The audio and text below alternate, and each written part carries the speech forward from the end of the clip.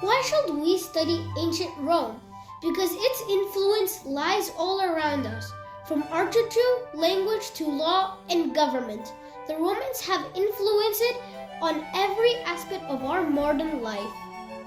The Romans lived in a central Italy more than 2,000 years ago.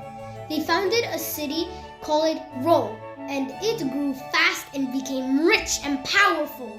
The Romans ruled a vast empire that stretched across Europe, North Africa, West Asia. Rome became the greatest city in the world. Roman citizens were born into one of the three classes: patricians, wealthy Romans; plebeians, poor Romans; equites, knights, later businessmen; and merchants, slaves, people who were owned by merchants and by wealthy Romans. After the last king, Trajan the Proud, Rome became a republic, which means a government of elected representatives. It was governed by the Senate, the Centuriate Assembly, and two consuls who in some way replaced the king. The center of ancient Rome life was the family. Family members often worked together. They believed it was their duty to protect each other and help each in any way that they could. Roman families could be large, with parents, grandparents, children, cousin, aunt, uncles, and slaves, all living in the same building. The father was the head of the family. He ruled with absolute authority. In law, he had total power over the family members, but it was Roman women who had most day-to-day control. They did the cooking, cleaning, childcare, and many other essential tasks, or organized slaves to do them. The clothes people wore showed what type of people they were. Women's fashion. Women's clothes covered them from head to toe. They wore an under tunic, a long loose dress called a stola, and a shawl draped over their hair and shoulders. Girls' clothes were white, but married women could wear bright colors. Grown women also wore white face powder, black eyeliner, and red lip paint. Rich or poor Roman women wore jewelry. Many women had their ears pierced to wear earrings.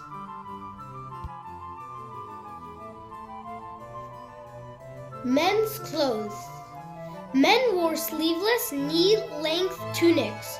In cold weather, men wore short cloak over their tunic. On special occasions, citizens wore woolen togas, but they were difficult to put on and awkward to move around in. Togas were usually white, but senators' and emperors' togas were edged with expensive purple dye. Roman men and women liked to follow fashion. Fashionable men wore perfume and makeup. At age 14, boys were given special white togas to show that they were now grown-ups. Slaves wore rough-hewn garments and woolen cloaks to keep warm. Slaves and working people wore tunics, and in some colder parts of the Roman world, they even wore trousers. Roman food was often full with very strong flavors. Cooks sometimes use a large range of herbs, spice, and other ingredients to create these flavors. Strong spiced herbs were used to disguise nasty taste and smells. The Romans used garlic, onion, and sorted wine or vinegar in many dishes. The Romans grew a wide range of vegetables including cabbages, turnips, broccoli, endives, and radishes. The Romans had no sugar but honey. Fruit and fruit juices did a similar job, but some delicate dishes were even sweetened using flour pellets. Poor Romans ate simple foods such as bread and porridge. The citizens of ancient Rome had a lot of spare time, so they had a lot of entertainment like theater, races, public bath, gladiators, banquets. The Romans worshipped hundreds of different gods and goddesses. They believed the gods watched over night and day. Some looked after the earth and the sea. Some gods and goddesses were introduced to the Romans by the Greeks. Other deities originally came from the Etruscans and from the early Latin tribes. Some cared for special groups such as doctors, merchants, or soldiers, and others watched over the different parts of people's lives, their health, beauty, or love life. The ancient Roman world was full of gods and goddesses.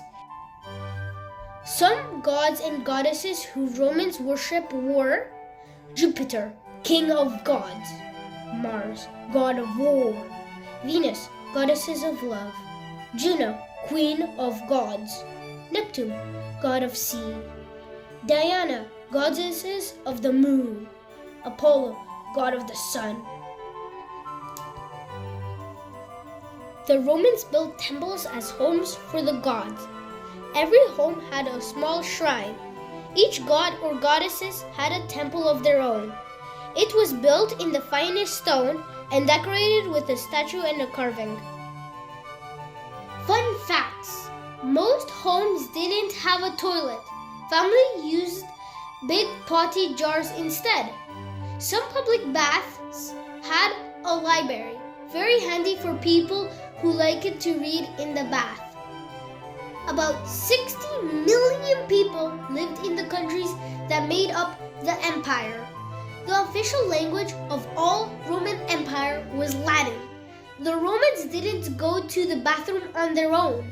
Sometimes as many as 16 people sat side by side, laughing and chatting. Differences and similarities between Romans and Haudenosaunee. The center of ancient Rome life was the family. Family was viewed as the building blocks of society. For the Haudenosaunee people, the family were also the center of the society. For the Romans, the father was the head of the family, and he ruled with absolute authority. While for the Haudenosaunee people, the family was based around female ancestors.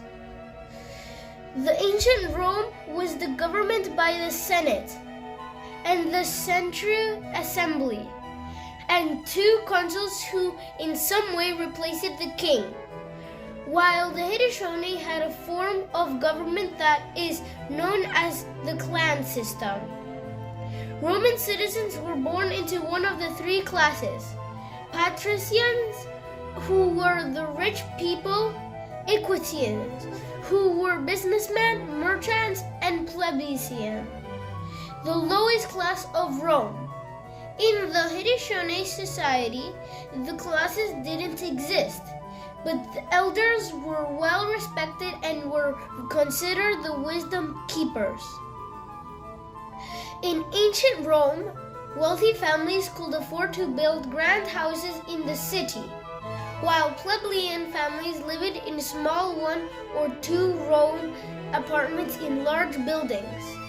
However, the Haudenosaunee lived in houses called longhouses, where many families could live in. Roman food was often full with very strong flavors. Strong spices and herbs were used to disguise nasty taste and smells.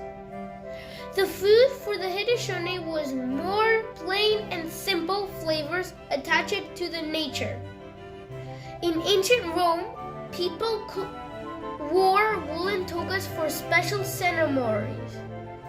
In the same way, the Haudenosaunee wore decorated headpieces called gustoward in important celebrations. Romans worshipped hundreds of different gods and goddesses. On the other hand, to the Haudenosaunee, nature is the center of their beliefs. Bibliography: Tools of the Ancient Romans by Rachel Deson. Cooking in the World Cultures, Food and Cooking in Ancient Rome by Kalva Gofar. The Ancient Romans by Olsen Lossar.